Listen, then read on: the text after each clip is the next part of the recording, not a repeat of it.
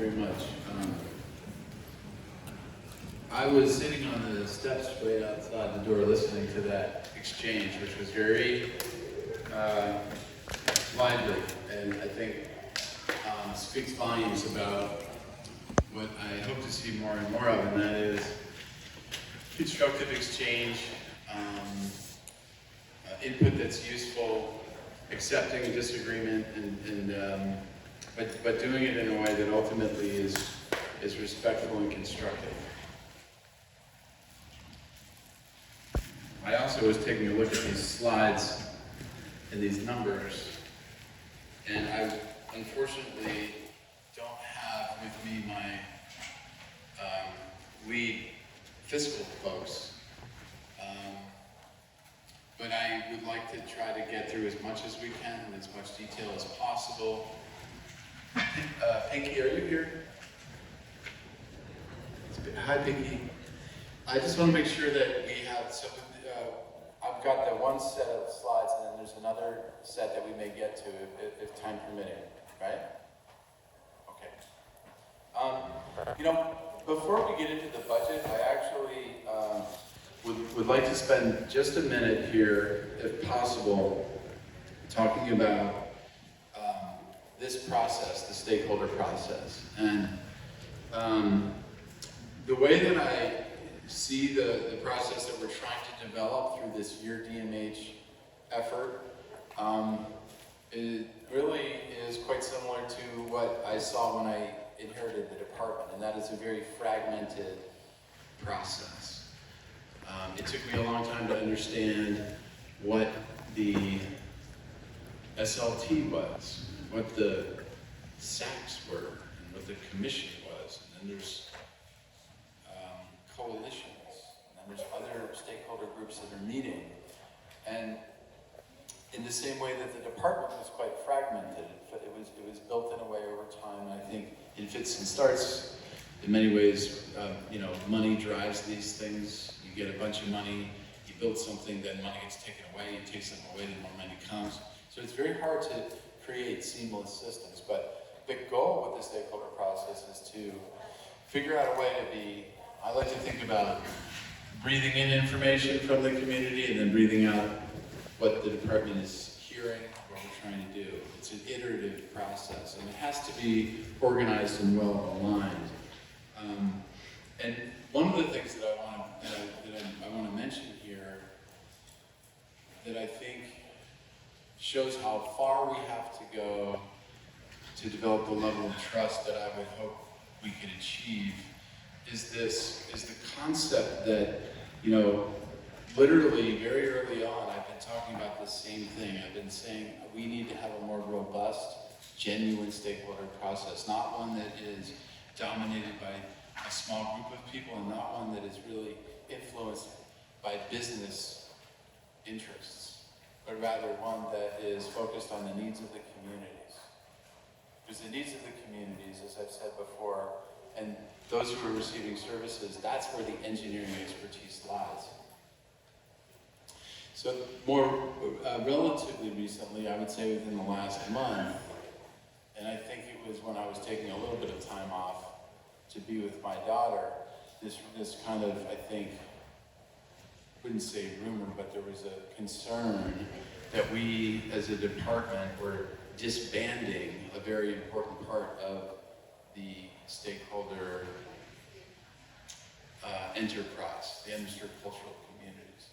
And I really I'm just being transparent here. I found it really hard to believe that, given everything certainly that I stand for and the messages which have been consistent, that it would have been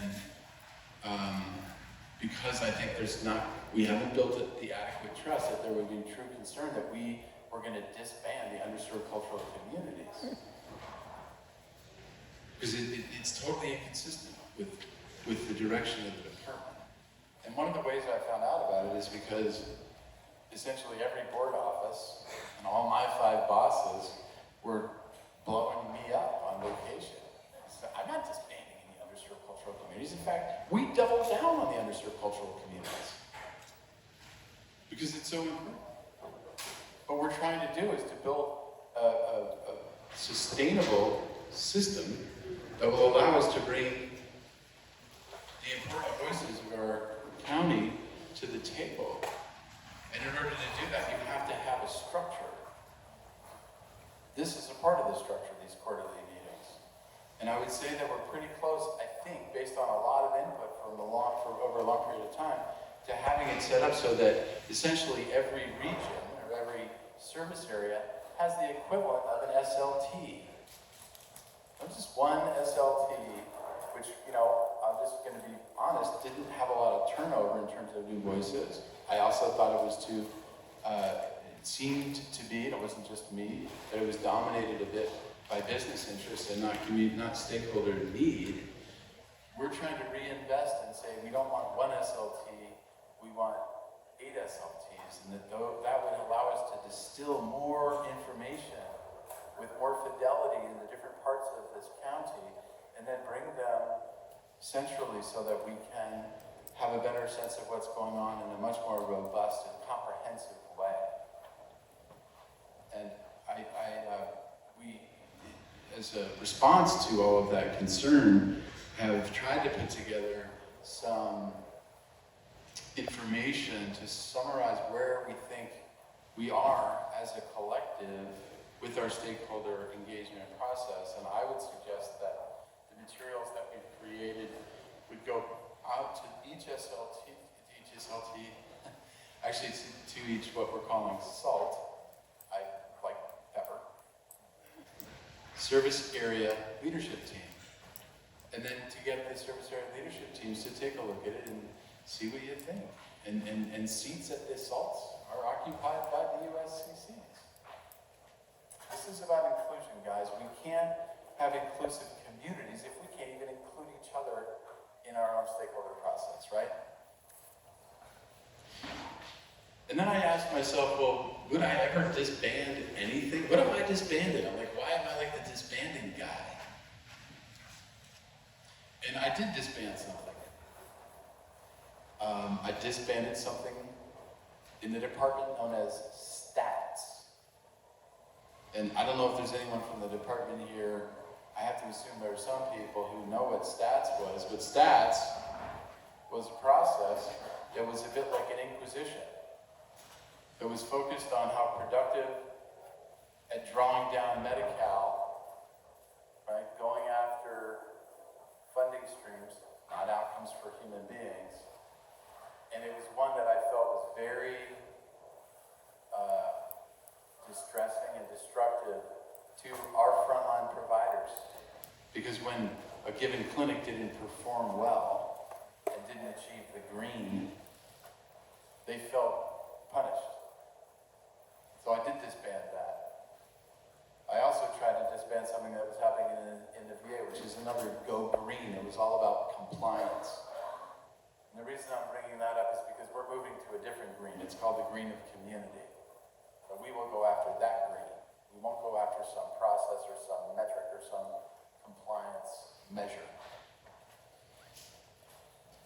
If there's any comments about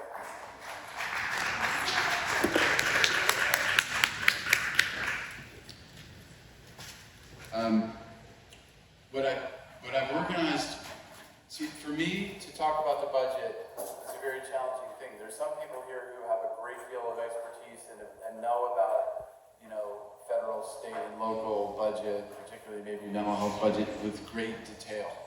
Some of you more than me, because I've been trying to figure it out for 3 years, and I think I understand a lot of it, but it is painfully complicated, and I'm going to try to not make it complicated, but let's see how that goes. Some of you probably are not familiar with this, really, really complex non-plan that exists and that we struggle with to try to make sense out of it and to leverage it into cohesive and coordinated systems of care. So what I've got prepared for you today is actually very, in some ways, reminiscent and similar to what we did at the Santa Clarita Town Hall. That was kind of what was requested of me, where would go over high level the department's budget. But before even going into that, because I have a little bit of time, until Brittany gives me the hook, to talk about the federal and state budget, to talk about the Department of Mental Health budget, and then, assuming we have enough time, and that's why I was asking Pinky, I have a bit more detail about MHSA, which is one component. If I could, I've got my slides. I'm not used to this. Well, that's just a graphic representation of the different funding streams that we have access to for the most part, and it shows how they're changing over the past 4 years. And if you look at the first slide, you can see in the pie chart. Now, this is the problem and why I was so focused on the print being big enough for people to see. You probably can't read that, can you? Yep. But people have this. Okay, that's a big advance. We didn't have that at Santa Clarita. That was a problem. And it's so small that I actually can't read it off my own paper. But when you think about the mental health funding for community at the state level, there's about $8 billion. And if you look at how it is divided up, there are these major categories. The biggest of all those categories is FFP. This is the match from the federal government. So the federal government allows us to deliver certain services and get reimbursed for them if we check off all of those compliance boxes. And then there's something called realignment. And realignment came at two different times, in 1991 and 2011. Those were together the second largest bundle of funding. And then of course there's MHSA. And then there's other stuff. So what I thought I would do would be to go through those different categories so people understand what they mean when we talk about them, at least at a cursory level. Because if you don't understand that, it's really even hard to talk about the budget. And this budget was not developed to be easy to understand. It's not user-friendly. The 1991 realignment has revenues from basically vehicle license fees and also sales tax. In order for a county to receive those funds, the county actually has to put in a little bit of money. You may recall from the morning session, for those of you who are here, the maintenance of effort for LA County is about 2% of our budget. I would argue that the county could always exceed its maintenance of effort, and that's something that I talk to my bosses about, and I will be talking to them about it more and more as they ask our department to do more and more. These are actually distributed to the counties based on the prior year until that amount has been reached, and then anything above that is called growth. Now you all may remember that to fund something called in-home services, we stopped getting growth a couple of years ago. That growth is coming back. So in the budget going 2020, 2021, the growth will be back. So we will be getting the money that actually was intended for us. It will not be going to another program. That's a good thing.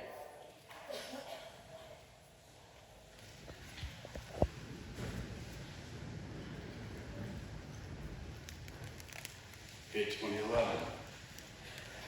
This one, another realignment, and it's similar in terms of how it's funded, where the money comes from to come down to the counties, but it's very kind of confusing grab bag set of services and resources that it can be used to support. And some of them are very specific, like residential perinatal drug services and treatment, drug court operations and services, other substance abuse treatment programs, and specialty mental health services, including EPSDT, which is the Early and Periodic Screening, Diagnosis, and Treatment Program, as well as mental health managed care. The other thing about this source of funding, and I can tell you guys are all excited about this, but if we don't talk about it and you have no idea, if there's no reference, I can't even begin to speak about it as we proceed. One of the things that's a challenge is that we don't actually, it's not specified how much money goes into which program.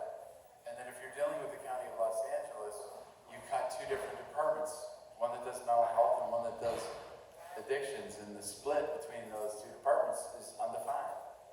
You can imagine that leads to some very interesting internal meetings in the county.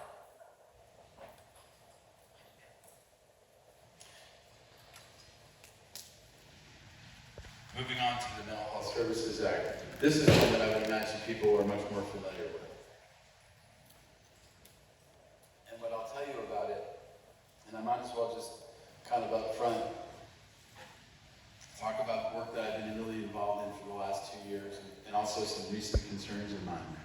The Mental Health Services Act is basically a millionaire's tax. It's bringing a significant chunk of change to the state of California that is currently administered through the county mental health departments.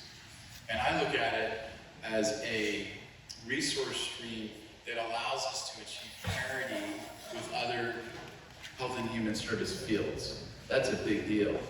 That's a great thing. But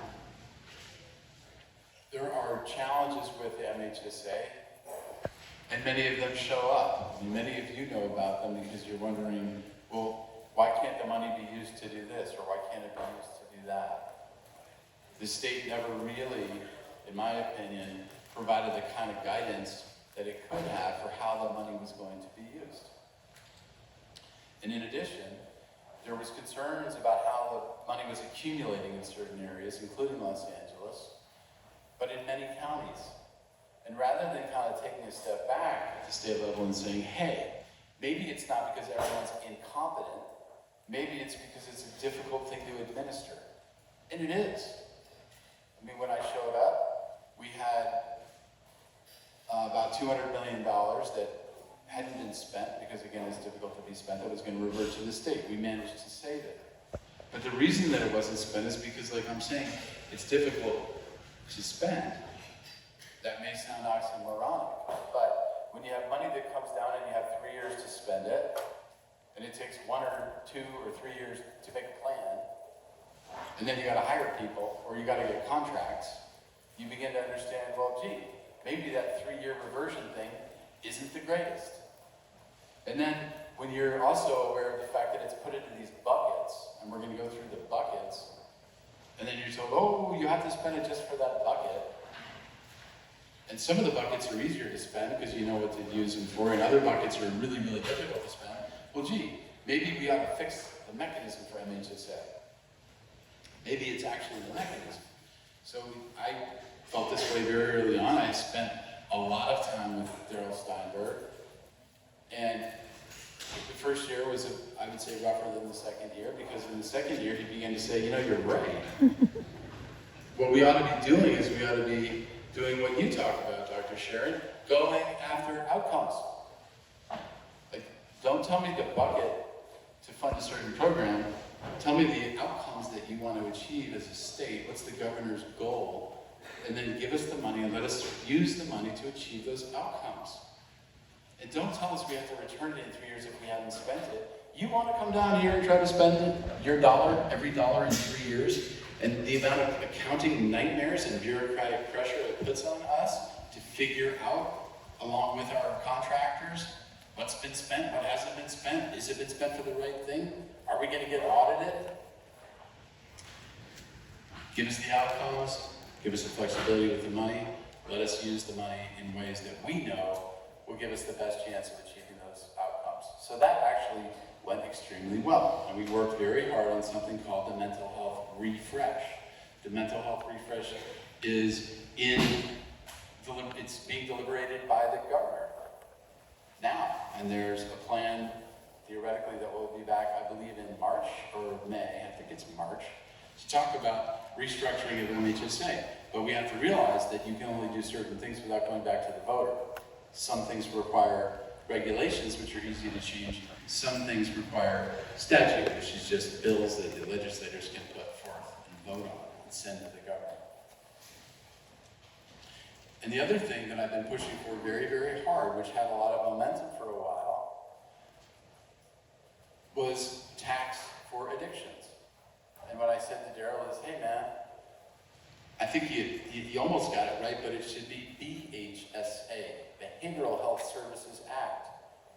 So don't just give us $2.5 billion for the state, and don't just free up that $2.5 billion, get us $5 billion, and free up the $5 billion so we can go after the entire continuum of needs in the behavioral health arena, hold us accountable to outcomes.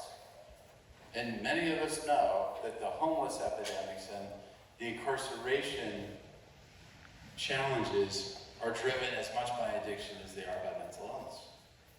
So we were all feeling really good about this, but then we were told, oh, we can't go back to the voters don't have the appetite. I totally disagree. There's no town hall I go to where I don't get vocal representation about how upset people are around issues that are driven by addictions and how they'd be willing to do anything, including get taxed.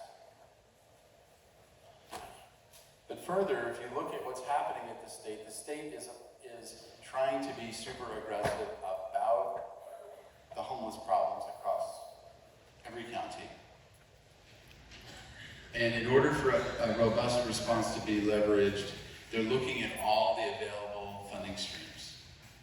And I am concerned that MHSA, which was specifically designed and frankly needed to be restructured, is going to be restructured for mental health care and the facilities and resources we need for people who are struggling and suffering from mental illness. And if that money gets diverted in any way to address homelessness in a more general sense, and we've seen this once with No Place Like Home, that's a problem. So I'm just saying it up front. Were you going to clap? Please clap. Well, I mean, look, we're just talking real here, and I get in trouble all the time. I always have,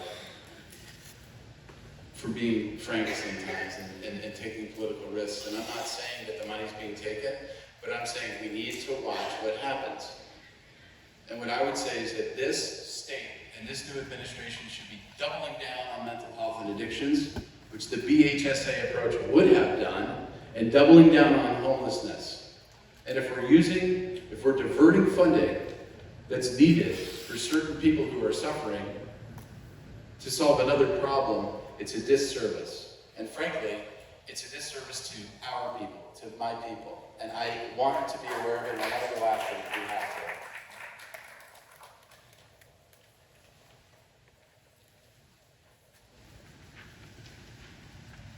This just shows NHSA funding that's come in, again, over the years, and also what's estimated. It shows the different buckets that I was referring to, and then it shows how much of that allocation is coming to LA County, estimated for this year. And you can see it's a significant chunk of change, 580. And you can also see in the next slide that we do expect to see continued growth in this funding. Why? Because there's more millionaires. So there's one good thing about all these millionaires that are getting generated is they're giving this money for NHSA. No Place Like funding, the money that was taken for No Place Like Home, that will stop being taken away at a certain point. So that will be money that comes back into mental health services.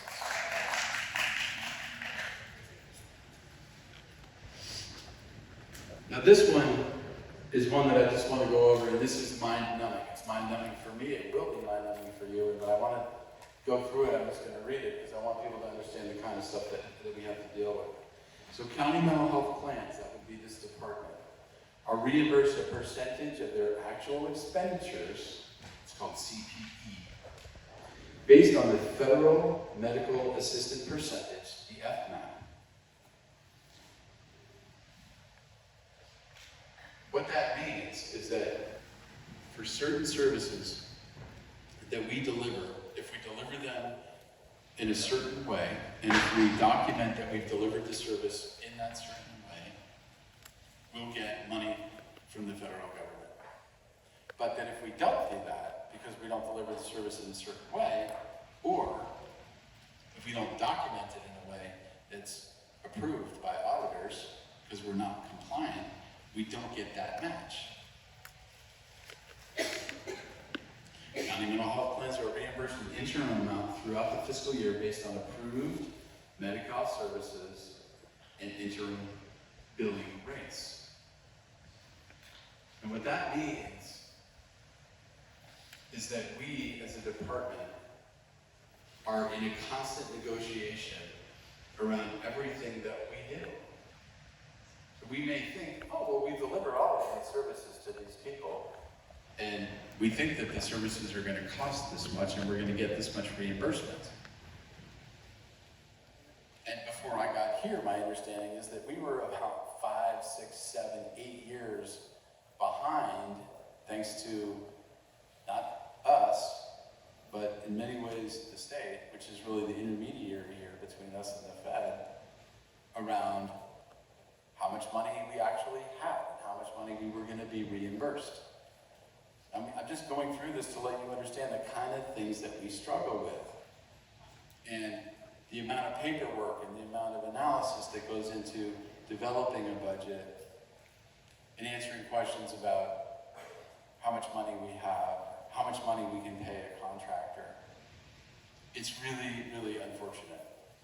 And the other reason that I'm bringing it up is this is why I would like to move to a per member per month approach. In other words, we have 250,000 members. Maybe we should have 500,000 members in Los Angeles County. And we want money to take care of each of them. And we'll use the money in a responsible way, again, to achieve an outcome. That is payment reform. That is not what we're getting right now, but we will continue to argue for it. It is what we're going to be doing in the Hollywood pilot. Okay, so I was just talking to you about basically the federal and the state overlay and the budget of the state. Now I'm going to talk about the Department of Mental Health and our current budget. And I'm really, really sorry that this stuff is, I don't know if you all can read it on your paper, but I'm struggling here. Again, you can see those different categories of funding that I had described are represented on this pie chart, although there's a bit more detail. And each of those slices of the pie of our budget is not only shown for how much money it will represents, but the types of services that it funds in LA County, including the types of services and resources that it is allowed to fund. So this, again, the state and federal Medi-Cal, which is a massive amount of money, is tied to the services that we deliver, and it's tied to services that we pay for. And what it's used for is a match. So in the simplest scenario, you can imagine that we spend $5 for something. If it's used in a way that the government agrees with, they'll give us $5. That's the match. But if we don't use $5 of our own dollars, we don't get any match. If you look at the MHSA, and you all know this, it can be used for outpatient services, for recovery and I would say well-being, wellness-oriented service, prevention or intervention, workforce education training, innovative projects, technological and some capital projects. But I think, as you all know, some of those things are not well defined. In addition, the whole idea of MHSA was to build up community-based care. So that money cannot be used, for example, to pay for hospitalizations. If you look in the statute, there are there are a couple lines in there that says you can use it for short-term hospitalizations, although that's never defined, and no one's ever been able to give me any kind of a definition of what short-term means. But it certainly can be used to build treatment facilities that are locked or that are hospital-based. Realignment. The realignment funds, 1991 and 2011 realignment funds, these are the most flexible dollars that we get. But when we do things like try to help support the renovation and revitalization of the old MLK hospital, realignment funds. We don't really have any other funding to do that. I'm sorry? No. Not with MHSA. When it comes to paying for people who are in IMDs, realignment money, it's the only thing that we can use. We could, of course, use county general fund, but again, we don't have county general fund dollars to do that. We also get money. I'm hoping you all have a copy of this and are following me, because if not, you're not going to be able to really follow what I'm saying. Other county departments. There are other county departments that actually.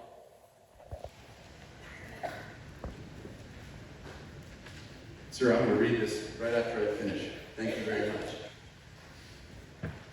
There are other county departments that actually give us money to provide services to do certain things, very specifically. If you look there, you're aware of the wraparound program at DCFS that is a part of the KDA settlement.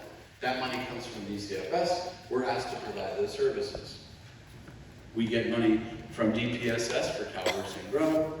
We also get money through probation to pay for our services in juvenile justice, although we have recommended that there be a change. First of all, that the amount of money be doubled or tripled, and that the money come to us as a department, so that we can make decisions about the type of program, the type of staffing, which has not been the case. In a sense, we've been used as a consultant to probation. Net county costs, these are the maintenance of efforts. It's not a lot of money. Federal grants, again, not a lot of money, but it does allow us some bandwidth to do boutique homeless programs as well as to provide services to uninsured.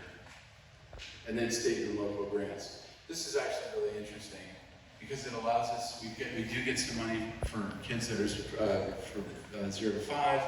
We also get money through CHAFA. I don't know if you all remember, those of you who have been here for a while might, that there was a $40 million grant given to Los Angeles County through CHAFA to build urgent care and crisis residential beds. That was an additional chunk of money that was going to revert to the state that we managed to save. And that money is being invested in our health campuses to stand up 240 crisis residential treatment beds that should all be in place within the next year. So that's on the Rancho campus, it's on, thank you, that was a lot of work. These things require like new bills and budget asks of the governor in order to save the money. Additional urgent care crisis residential at MLK, at LACUSC, as well as at Allenview. 240 beds isn't mind-blowing in a county like Los Angeles, but it's a big deal. You can imagine that those beds are going to be getting used instead of emergency departments, instead of inpatient beds, instead of, in some cases, subacute beds. And wouldn't it be great if the urgent cares could be used, as I had said earlier, for 3 days instead of 1 day? And wouldn't it also be great if we were funded to support the crisis residential treatment beds in a flexible way? As of right now, that is not the case.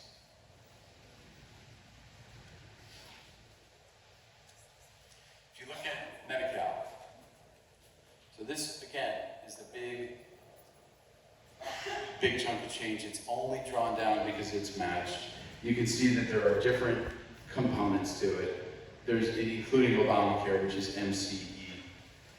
And then if you look at the different bullets, you can see the types of things and the mechanisms by which this money comes to us in a little bit more detail. Some of the funding is for mandated mental health services to Medi-Cal eligible clients. That's provided for, it can be accompanied by state funding, especially for children, and also for that Medi-Cal expansion population. And then lastly, those who are eligible for Medicare and for Medi-Cal get additional funding through this resource stream. This is realignment. This one is realignment when you combine them. You can see that the realignment pays for mostly what I had described before, but also AB 109 comes from realignment. So the funding for general mental health services, including in the probation halls and camps, in addition to what we get through probation. Also for state hospital and IND beds, like I had described, the fee-for-service hospitals, and also for administrative and general operating costs. Here's a little bit more detail on our budget from the other departments, which is not insignificant, but when you look at the things that we're trying to do with DCFS on KDA, and you look at what we're trying to do in juvenile probation, it's not enough money.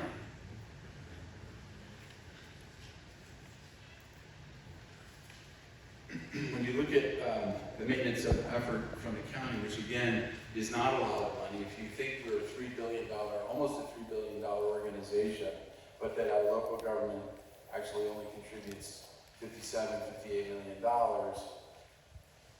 you know, that, I'm not saying we're different than any other county, and I haven't spoken to the other directors about their MOE and whether or not the county pitches in a significant additional amount of money, but I would asking the supervisors and the CEO to consider giving us more of the general fund so that we can do more of the services. And the money that we would get from the county is flexible, like the money that we get through realignment.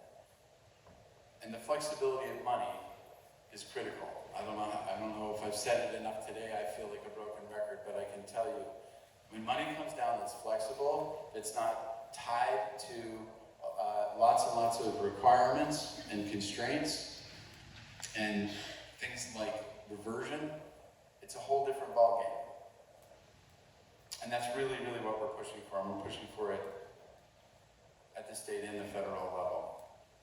And I would tell you that one of the things that we want to get added to what's drawn down from the federal government and Medicaid is money for the IMDs, so that we don't burn all of our realignment and a little bit of county funding on paying for hospital beds and IMDs. Again, I know that's a controversial topic, but getting back to the issue of people being in the streets and in the jails, would it not be better if we could get them in treatment environments, and would it not be better if we could invest in quality treatment environments where people would actually want to come?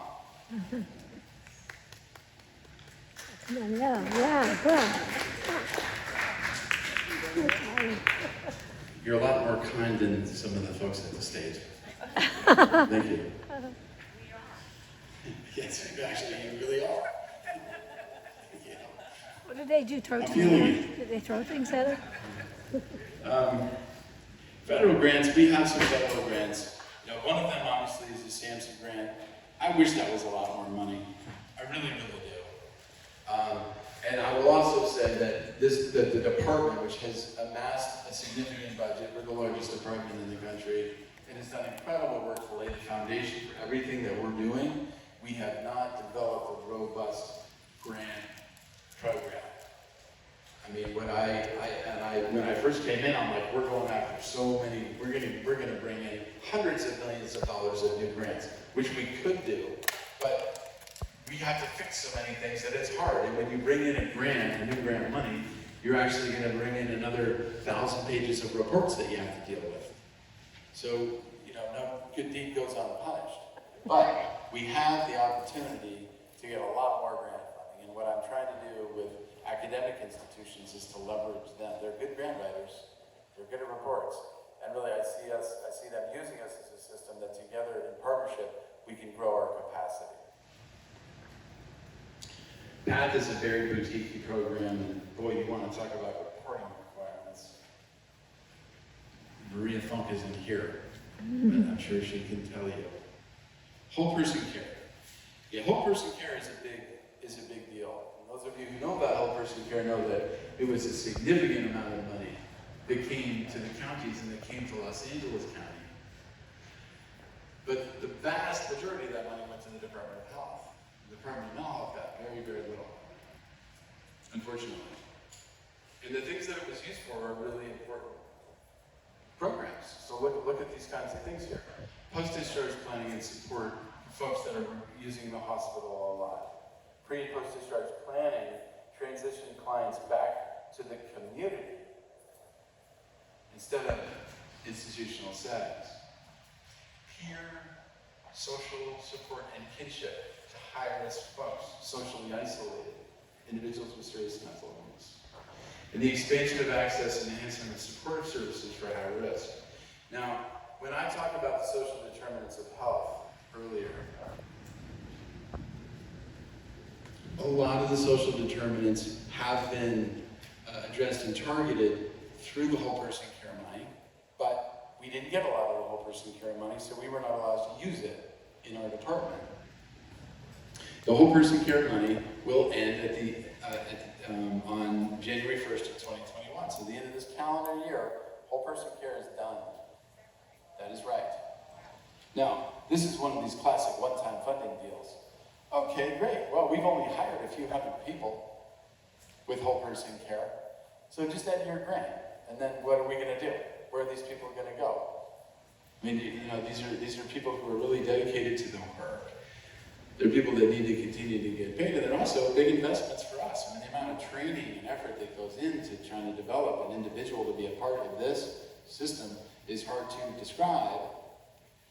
And what's happening with that funding is it's actually going to be included in what I had mentioned earlier as in lieu of services and enhanced care management. In lieu of services means resource that can be used to do things in lieu of standard services that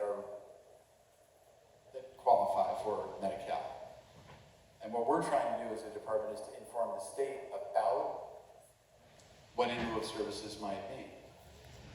So certain types of housing subsidy, peer respite. Those are the kinds of things that we are really trying to get employment, purpose-oriented resources for people. Those are the kind of things that we're trying to influence the state to build into the money that will come. So that essentially, whole person care money goes away, but it comes back in a different form. And it's in a form that will be built into the Medicaid waivers.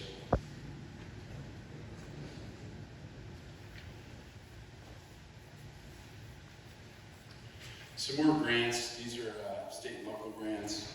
I mentioned the SB 82 Chopper grant. That money has all been spent. It didn't revert. I think we have $1 million left, or we have 1.3 left. Measure H. You all are familiar with Measure H. This is another one of those things where, Measure H is a lot of money. How much of Measure H money comes to the Department of Mental Health? 7.1 million. AKA, not very much. Out of $1 billion. Well, it's 450 million. This is a problem. I mean, it's not that the Department of Mental Health should get all the money, but I've been trying to get pretty vocal about the fact that we need Measure H money too. But, it says a lot about what mental health and what our field has been dealing with. We haven't really been the focus. We're becoming more and more of the focus. In fact, what's happening is we're taking on a lot more of the responsibility, but we're not getting the money to deliver. So I'm glad that people are recognizing how important the work is, but we're not going to succeed unless we get resourced much more robustly. Okay, MHSA. You guys can read, and I'm sure you know the different categories of MHSA monies. You can also see how much of the money is ongoing funding. In other words, we have funds that we can sustain in an ongoing way based on the money that we get. But the one-time money, the money that was accumulated, we have to spend down as well. If you don't spend it down, it will revert. And it may sound stupid. Someone was talking earlier about, you got $12 million of unspent CSS. Well, I don't fault you for saying that or for thinking that. And in fact, in a perfect world, it would be so easy for us to titrate our budgets carefully to the work that we were doing, but it's just not that simple. And if you have $400 million of CSS and you realize that that money will go into hiring people, you don't know when the people are going to be hired, you don't know when they're hired, how much Medi-Cal they're going to bring down, you don't know if they're going to be doing work that's oriented towards prevention necessarily, or whether it's going to be standard outpatient services. You don't know when the contracts that you're paying for through the CSS are going to be completed. You don't know how much money and how accurate the rates are for a given contractor. So it's difficult to figure this out and to get a budget that matches your expenditures. And then you also have to realize that the money that comes in fluctuates. Right now we're getting about $550 million a year from MHSA, from the millionaire's tax, but that goes up and down. It's been going up, and it probably will go up for a couple of years, but many predict that it's going to come down sharply because a lot of people think that our economy is at risk.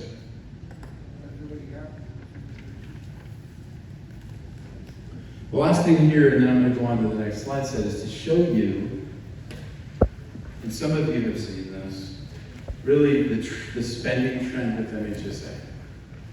In the green, you can see the allocation. Okay, this is the money that comes into the department, and you can see that it's grown. Although it does seem like it's probably going to be leveling off. You can also see the budget, the amount of money that was budgeted, and then you can see the expenditures. And what you can actually see between 14, 15, and 16, 17, and I showed up in the middle of that year, is that we had budgeted a lot, but we're not spending it. And we had not spent nearly what we had been accumulating or getting from the state, which is why money gets accumulated. And I explained to you just before why there's so many, and there's many, many more complicating factors that make it difficult to match your budget and your spending. But if you look at the 340, which is really kind of when I took over management of the budget, and then you can see that we pushed the budget up to 599 and then 756 last year. The spending has been pretty robust. We are pushing out resources to our communities. We're using the money to do lots and lots of different things, and I'm going to show some of those things in the next set of slides. The problem is, we can't continue to maintain that level of spending because we're not bringing in that much money. If you only bring in 550, you can't spend more than 550 once you have exhausted your one-time funding. You guys with me? Yeah. Good. Yes, Pete.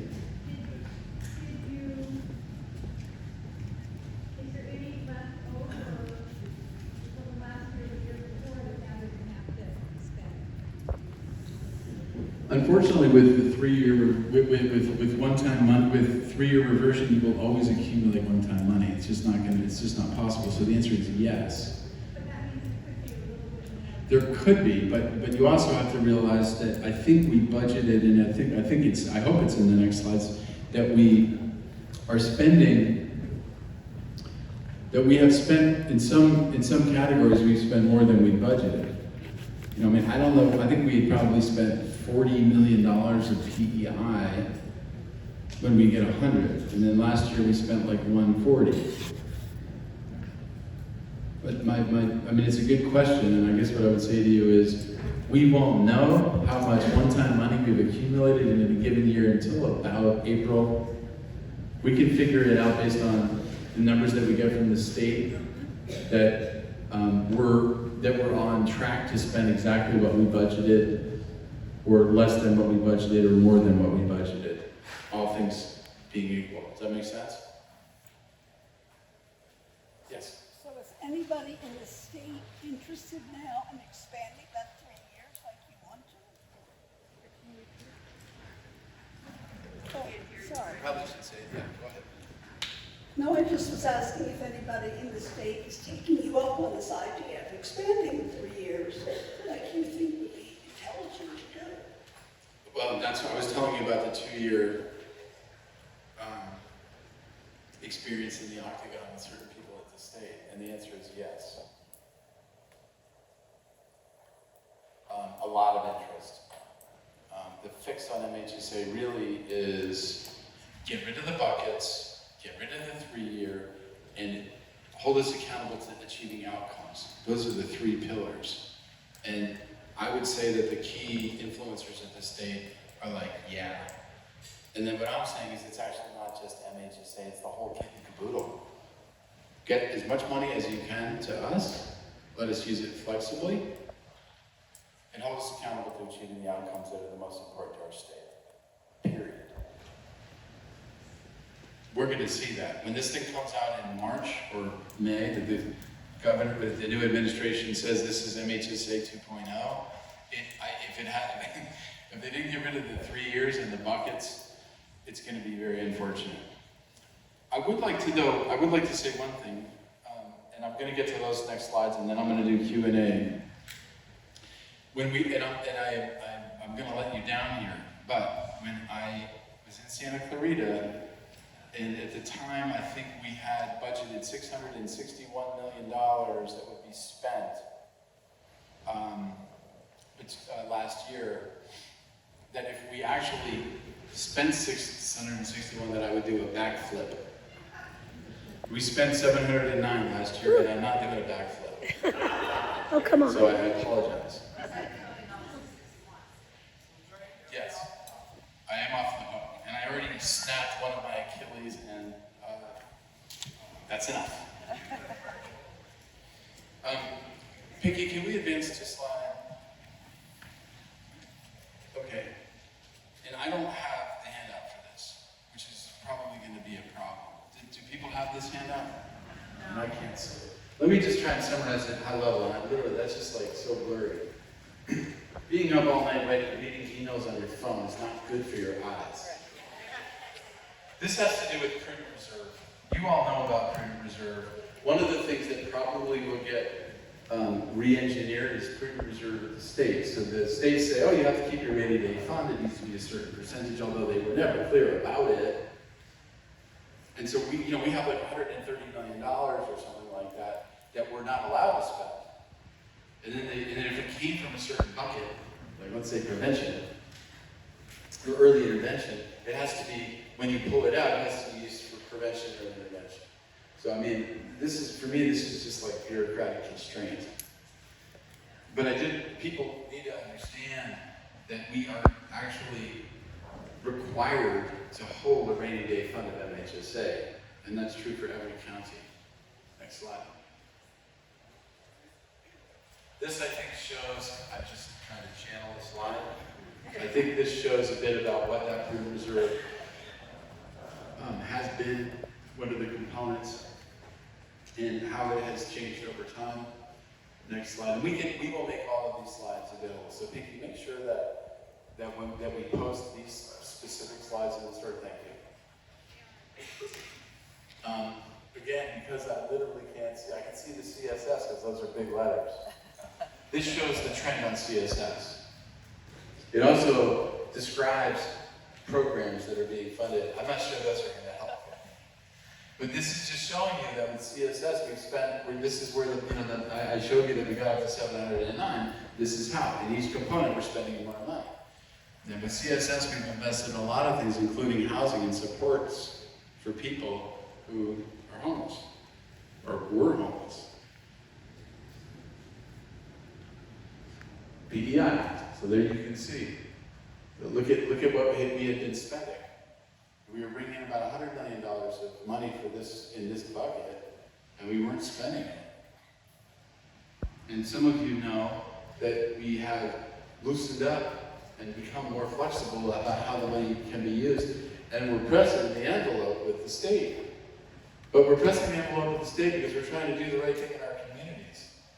And so I don't care. I mean, you know, I'm not like wanting to get audited, but if we get audited, we're going to say we're using the money to try to mitigate and prevent trauma and to get people access to services earlier. End of story. That's why we're using the money. That's what the money's for. It would be nice if they would say, use the money to achieve a certain outcome. I mean, one of the outcomes that I like would be, you know, we have, how many kids fall out of community colleges every year because they have a mental illness? Especially when you got 20% of the student body in our community colleges are homeless.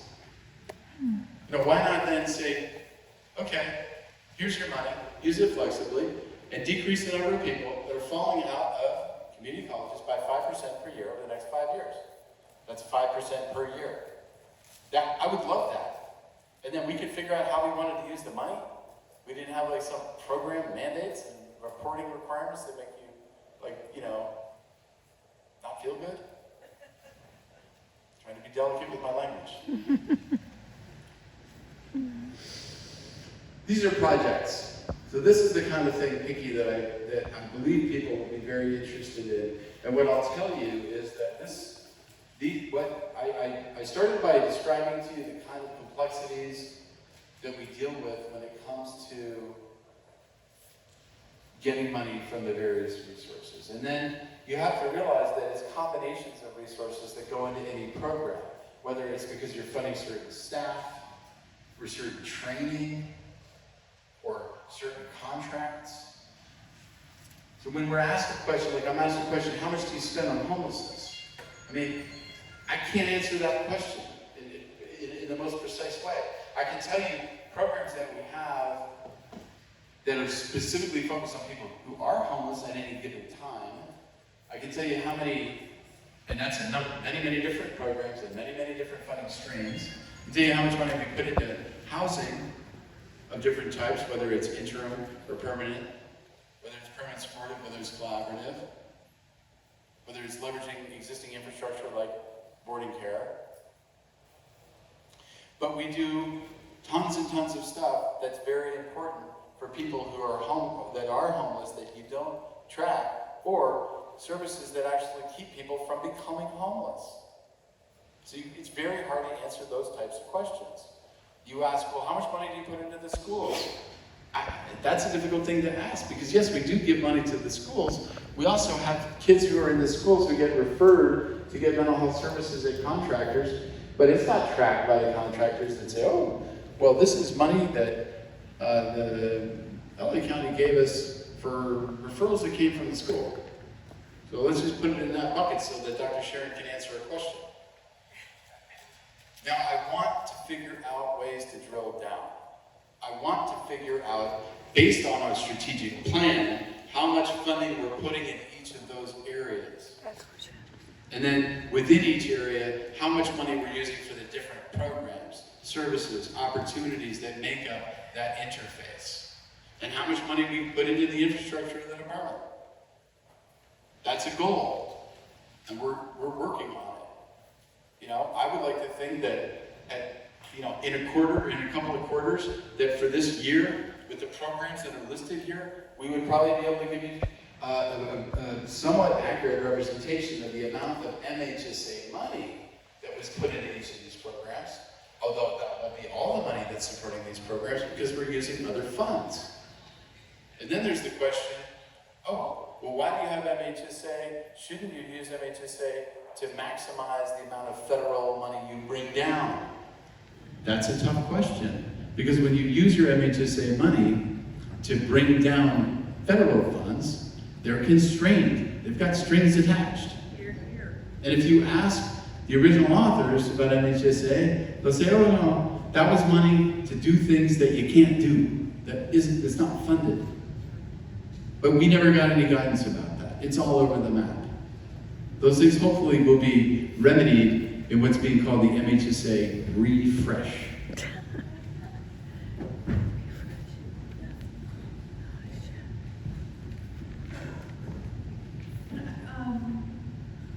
When MHSA came to LA, the County Board of Supervisors basically took away all of our CGF, sort of mentioned, so that made it very difficult not to use, even though technically you weren't able, not to use MHSA for things that we were already doing. So I mean, No. it's just a reality that the counties took away their money, so how could you do the services you're already doing?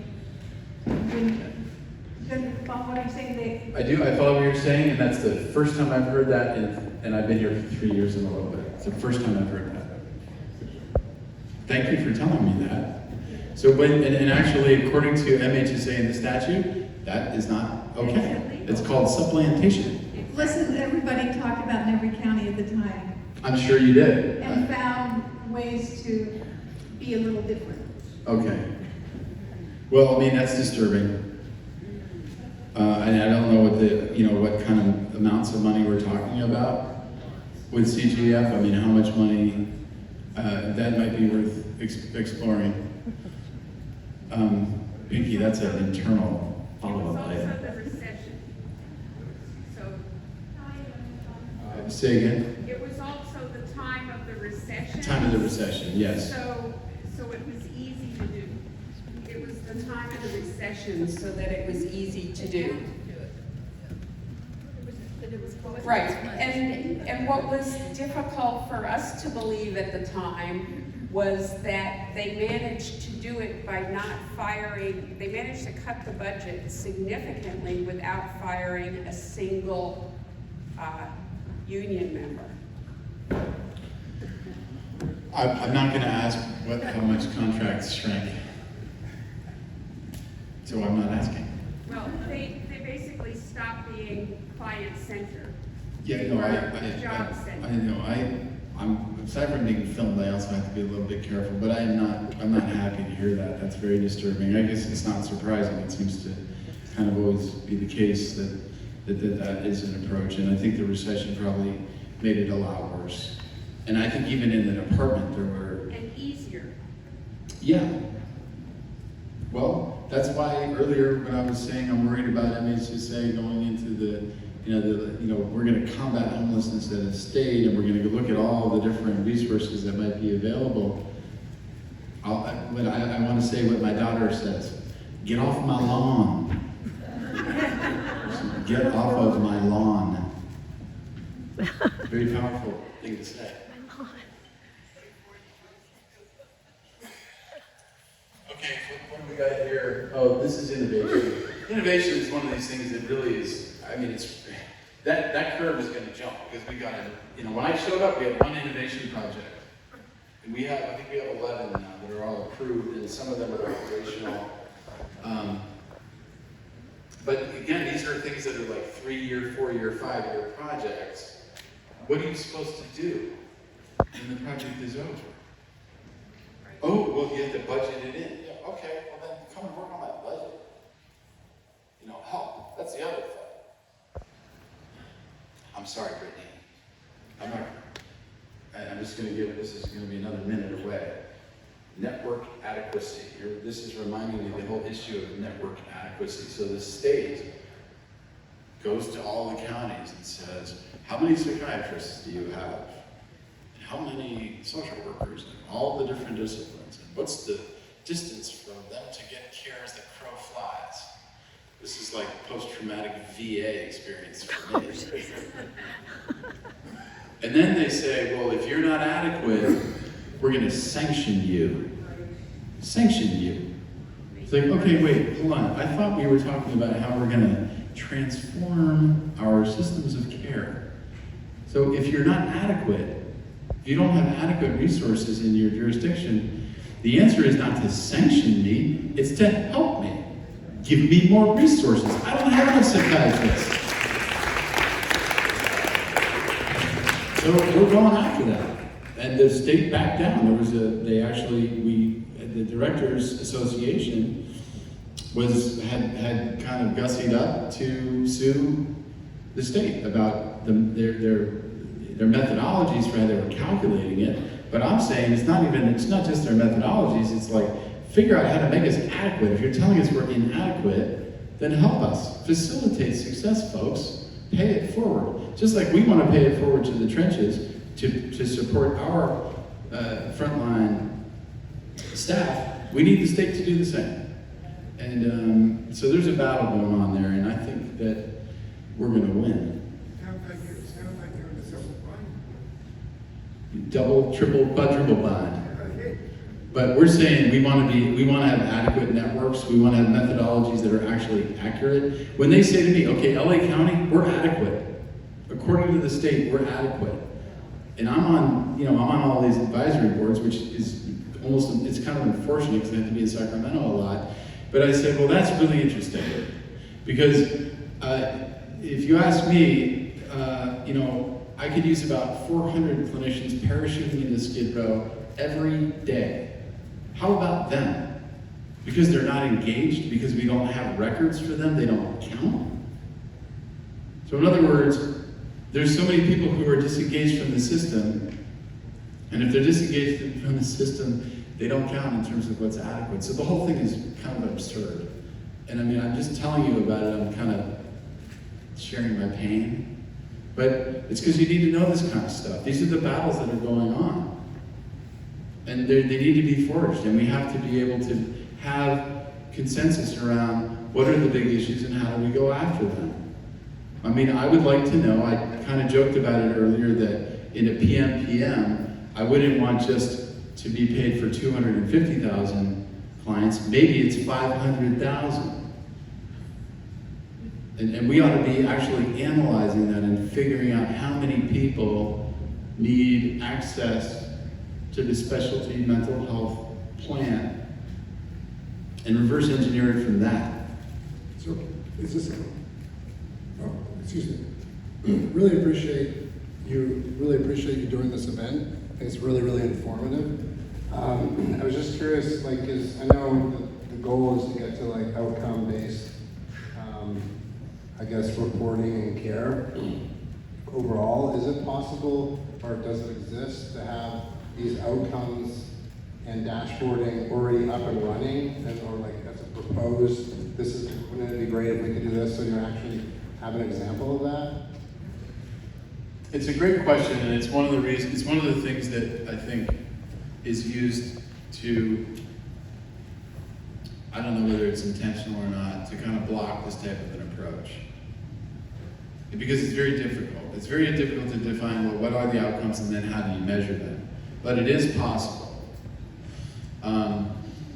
And what I would say is that the outcomes for the state of California ought to be determined by and driven by the mental health boards and stakeholder engagement systems of every county, coordinated by the Oversight and Accountability Commission, which is assigned by the governor, working with the University of California system of schools.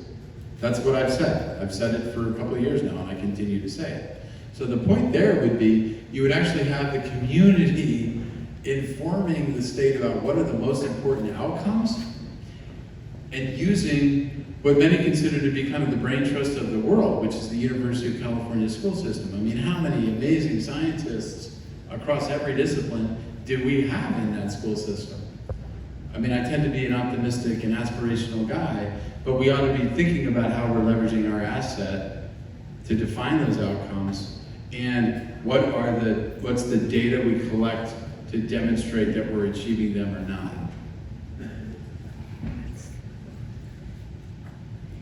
I have an idea related to that, and I'm just curious, what's the best way to follow up on it offline?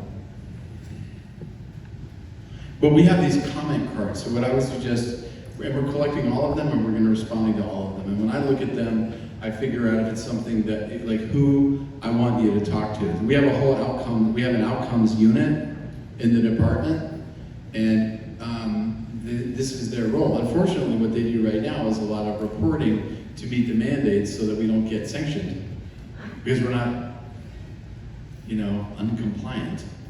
But what we're trying to do is to push the narrative through our outcomes division, working with the other counties to again, influence the administration and say, listen, let's finally do it. Let's say that we need outcomes for people. We also need systems outcomes. You know what I mean? Like the hospital network that I talked about earlier, I want that hospital network to show that we don't have people recidivating in it. The very first question I asked my team when I showed up, and I know I'm like a broken record for people that have heard me talk before, the very first question when I asked my executive team the day I showed up was, what's the most number of hospitalizations for one human being last year? And the answer was 58. Wow. And I said, you absolutely have to be kidding me. And the answer was no, not kidding you. And I was like, how is that even possible when you've got like 72-hour holds, et cetera? But the only way we've gotten that data is by actually, looking for a person and going across every hospital. What we need is a dashboard that's connected to all the hospitals. And when we see someone that's using the hospitals like that, let's do something about it right away.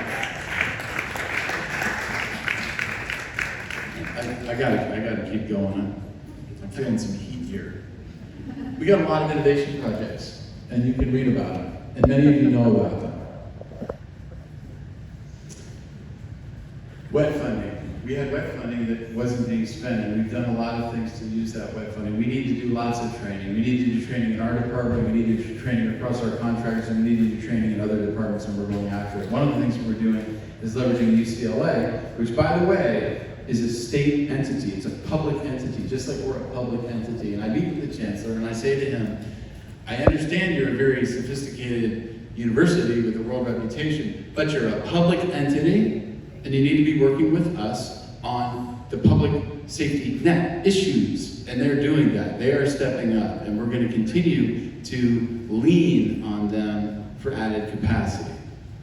That's a big part of what this is. The other part of it is, and this isn't because I'm a psychiatrist, it's because we don't have enough psychiatrists, and psychiatrists are extremely difficult, as I think many of us know, to bring into the public system. But we figured out a way, it only took, let's say, 18 months to convince our local administration that wet money could be used to pay, to do loan repayment for psychiatrists. So when you're a psychiatrist and you leave your training, you're gonna be about $300,000 in the hole, unless you have your own money. And what we said is, if you commit to 5 years in the department, we'll pay you $50,000 a year over 5 years to pay back your loans. That's had a big impact. That's one of the things that we're doing. And I want to do it across the disciplines. It's not just for psychiatry. Here, here. This cat is, yeah, that's it. You can feel it. I have a question you might not like. But you know what? You do that from time to time. You're right, I do. Because I'm feisty just like you. Anyway, are these loan repayments, I know initially it was kind of an experiment, so it was for DMH psychiatrists and not for contractors, and I wondered, but I know you're also committed to partnerships, so I wondered if the help for the psychiatrists or the other disciplines is going to play into contractors? Our hope is to do that, and we're actually right now partnering with OSHPD, the state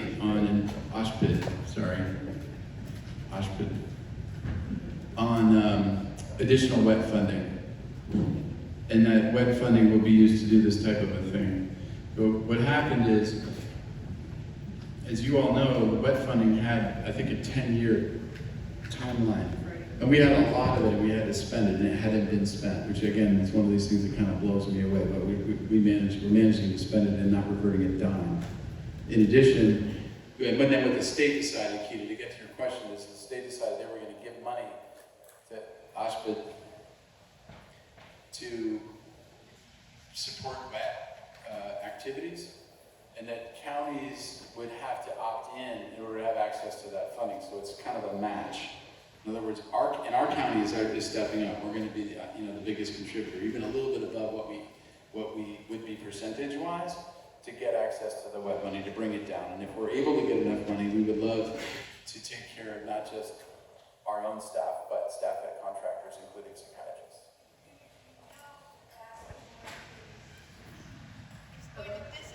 Someone get a microphone. My question, can I?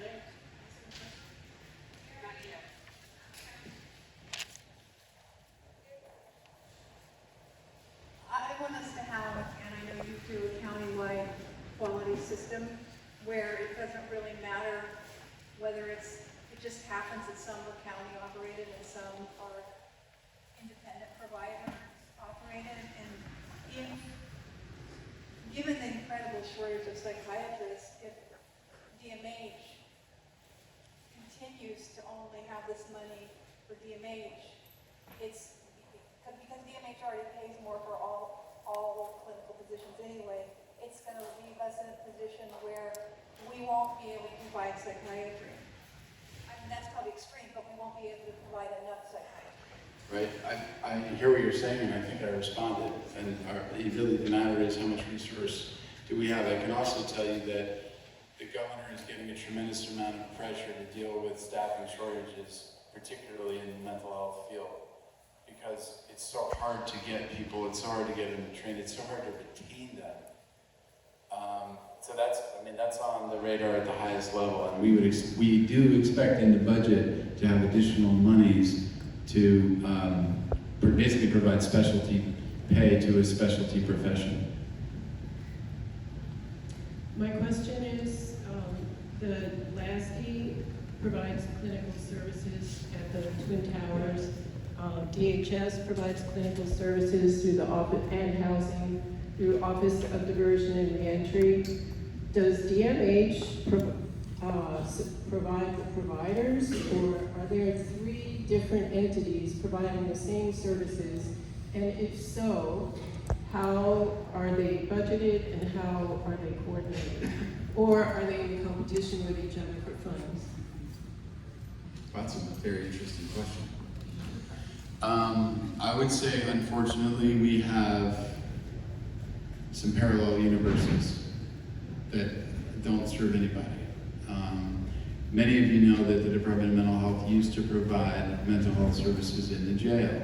But before I got here, we were disbanded. We were actually removed for a variety of reasons, which I don't really want to go into. And I think some of them are quite sensitive and relate to legal action.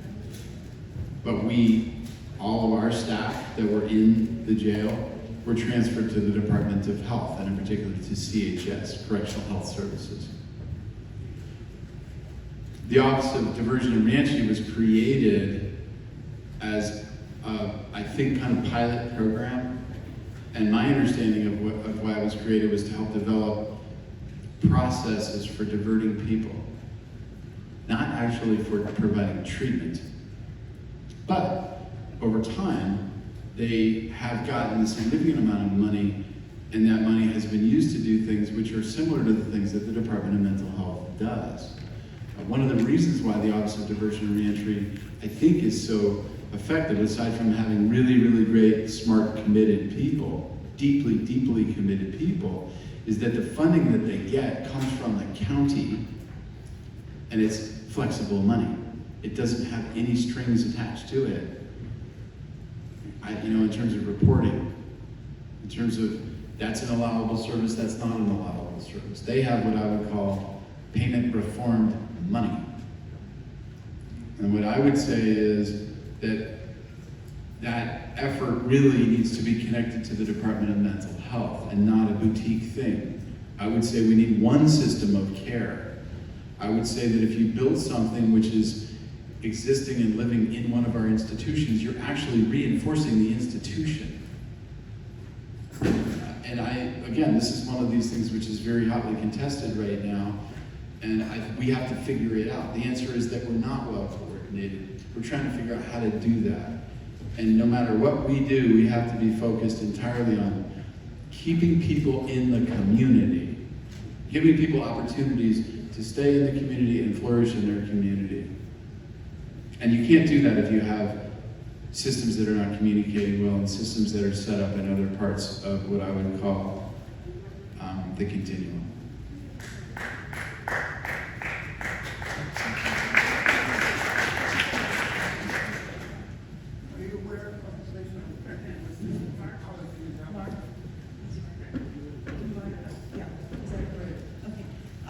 Hi. One of the concerns I've brought up many times, of course, is the workforce shortage issue, particularly for those of us who are trying to provide competent, culturally sensitive, bilingual care. And I just want to, first of all, commend the department because they have supported the stipend programs for the MFTs and LCSWs, although the state has chosen to no longer do that. I wondered if there's any thought given to providing stipends for other team members, particularly for FSP team members like the nurse practitioners, the rehab employment specialists, people that we really need to make a full FSP team. So I would like to put that out as a request. I mean, I appreciate that. I think this relates to the exchange I just had with Keita, and then also you, I believe, and many others have been involved in something I talked about earlier, which is really the FSP reboot. And the FSP reboot is us investing big time with more money to create robust teams, and robust teams that are responsible for populations of people and the outcomes of that population, and that will be incentivized for achieving good outcomes. That should be built into that.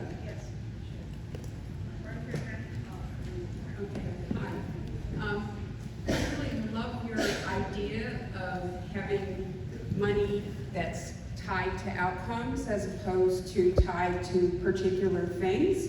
And I think that's really great that you're advocating for that. When is DMH going to do that for the RFSs and RFPs that DMH puts out? Because at the moment, the money for shelter beds, where we heard somebody really eloquently talk about how they get much worse, their mental health got much worse in shelter,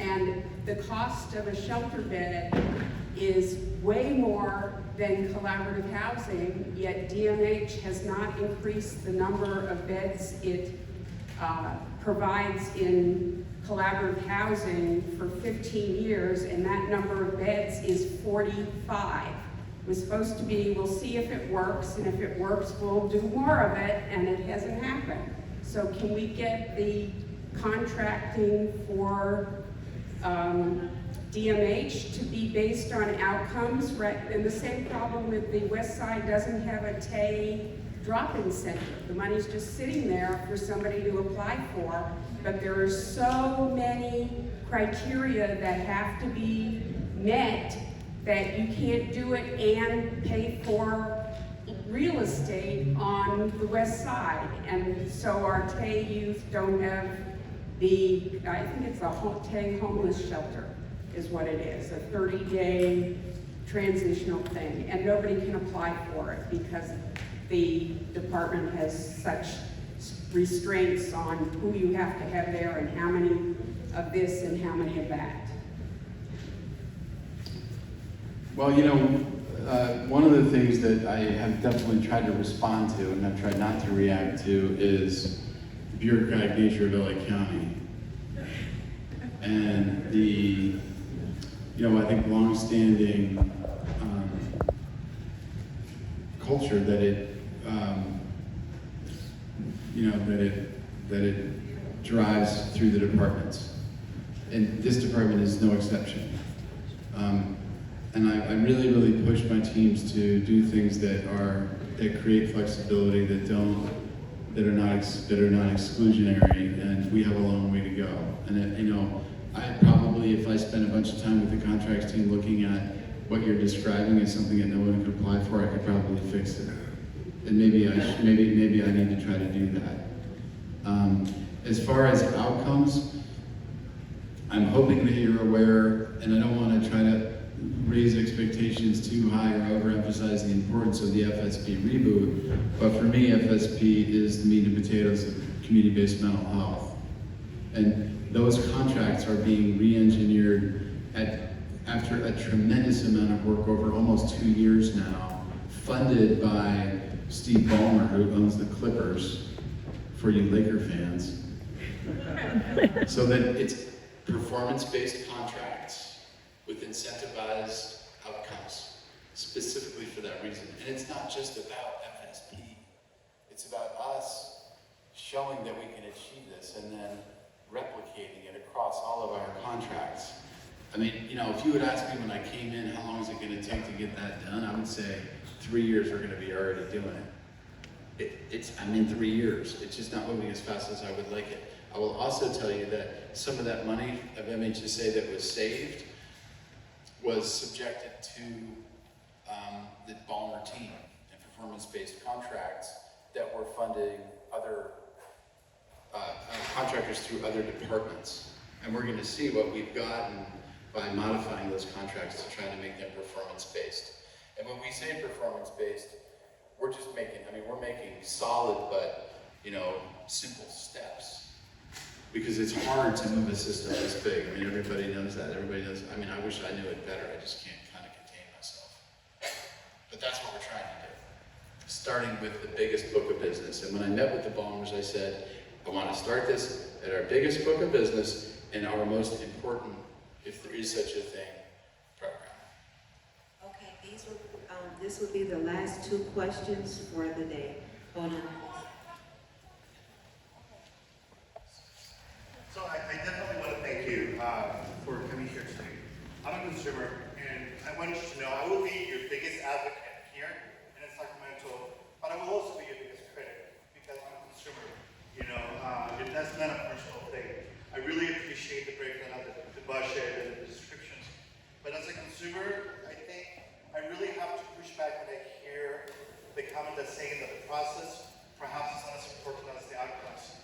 As a person of color, the process is something that we have worked really, really, really hard, to establish to be at the table. I'm really glad to hear a lot of clapping and support, especially from some of the people that receive funding, or some of the people that want to receive funding. I'm a consumer. I don't get paid by LACDMH to be here. I actually recycle my cans to be here today so that I can pay for my bus to be here. There was no public transportation for our consumers to be here. Some of my peers, we carpool together here. And so, the process really needs to be accessible and actually really mean it.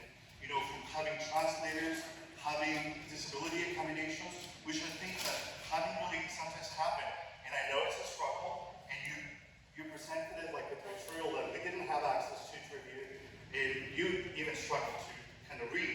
So I really want to encourage to not abandon the process, because that's something that we have worked really, really, really worked hard to achieve. We're not parents, we're not a family organization, we don't fundraise or pay people to be here.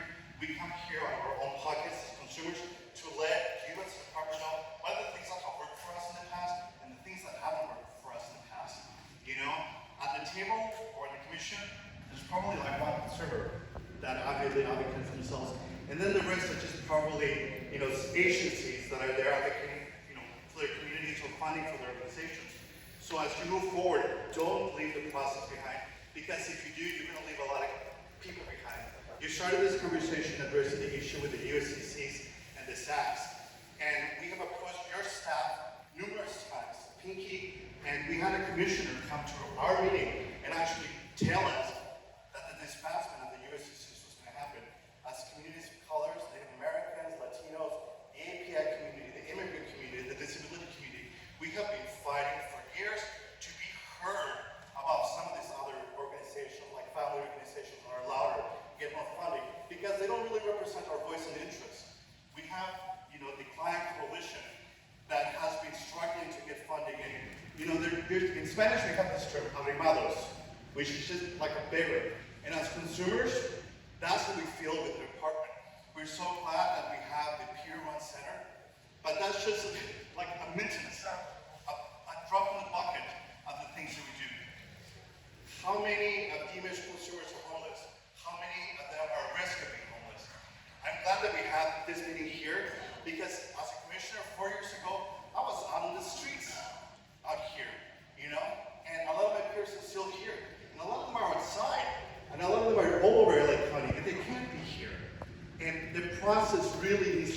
inclusive. We need to have some written down, policies that actually ensure that we are going to be at the table, that we're actually going to be able to have an opportunity for our director to listen to us, and we might seem upset, we might have a reason to be upset, but we're consumers at the end of the day, and this is our passion.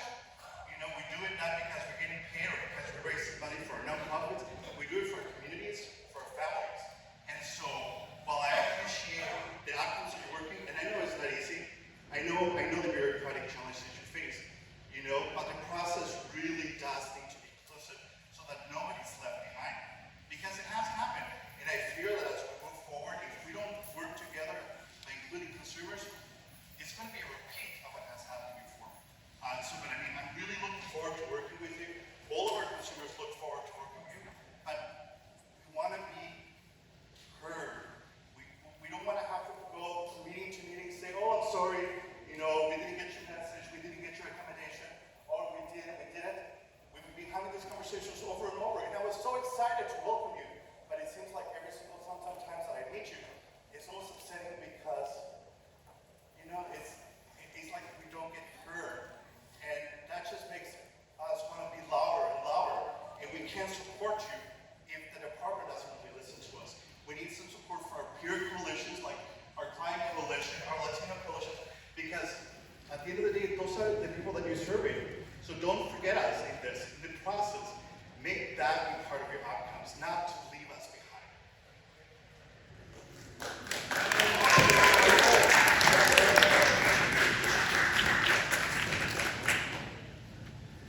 I can respond to that. I believe that I'm hearing what you're saying. I also believe that I'm directing the department in exactly the direction that you would want it to go. That the stakeholder engagement process is becoming much, much more robust. It's a bigger focus of the department. When I talk about process, we're building a new process. There are documents about all the things that we've been working on to create a better stakeholder process. And I believe that they're available in different languages. When I'm talking about getting rid of process, I'm talking about getting rid of process that is used to measure our compliance in order to get funding. I'm saying give me the funding to achieve outcomes for our clients. I'm your biggest advocate. So I'm not sure that we're talking about the term process in the same way.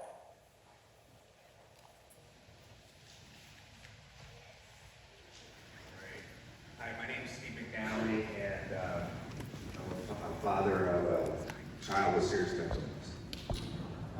First, I find everything you say very refreshing. It's not much we hear around the state about with people who will speak freely. And I'm going to review that video to get some talking points for my county, maybe Sacramento.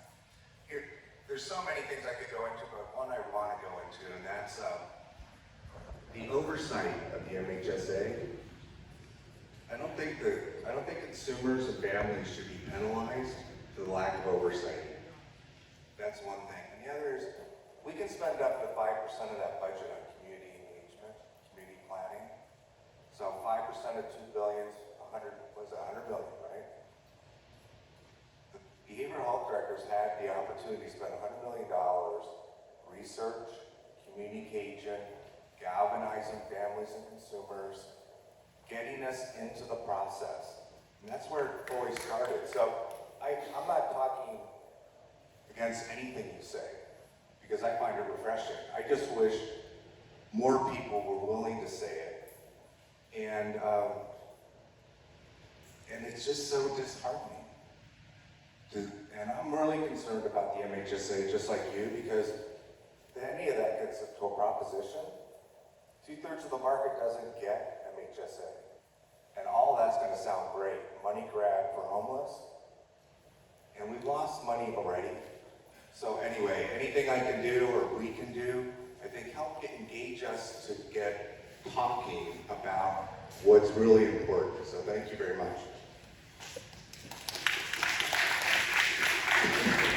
Thank you. I've asked my team to figure out, what is our investment in the community planning process, because it's grown and it will continue to grow. and that it's grown in terms of the amount of money that we're putting out for for example, the underserved cultural communities or the service area leadership teams to use. It's also grown because we're now actually providing stipends to the co-chairs at the SALT so that they have more time and that those jobs become really revered, because those are important community jobs, to understand all the voices that are coming together every month and to be vocal for them. And we're also, and I don't know where we are in this process, I've requested that we have facilitators at each of those meetings, because those could be tough meetings. And what I'm trying to do, and I think this has been a hard one for the department, is to say to the department, you don't drive community planning, you support community planning. We want community platforms that whether it's a place to meet, distribution of flyers, printing of flyers, food, socializing through technology that something's happening. If people are open to it, taking notes, listening at every monthly meeting to what's going on in your region and being responsive to it, but not sitting at the table and driving the conversation, or co-chairing or representing a particular population.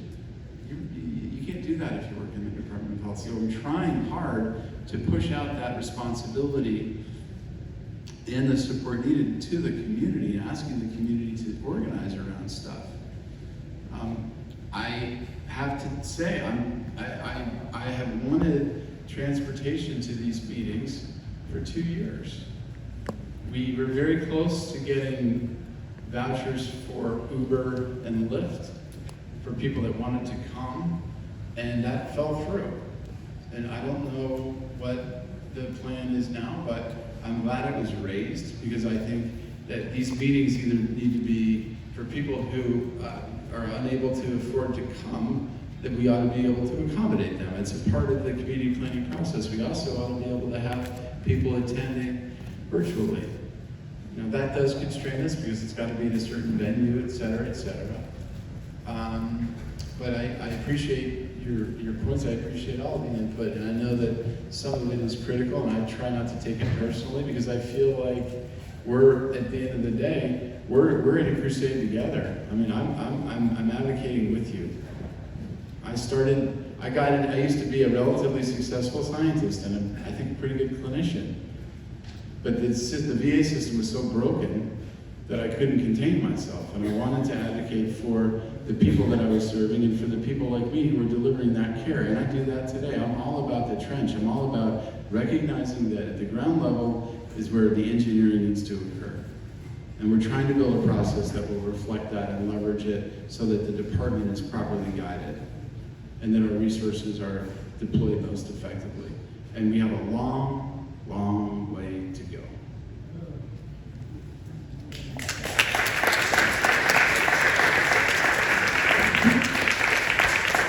Well, I'm impressed with Dr. Sherin, but I'm equally impressed with all of you for hanging with us all day and finishing a long day on a budget conversation and PowerPoint slides about dollars.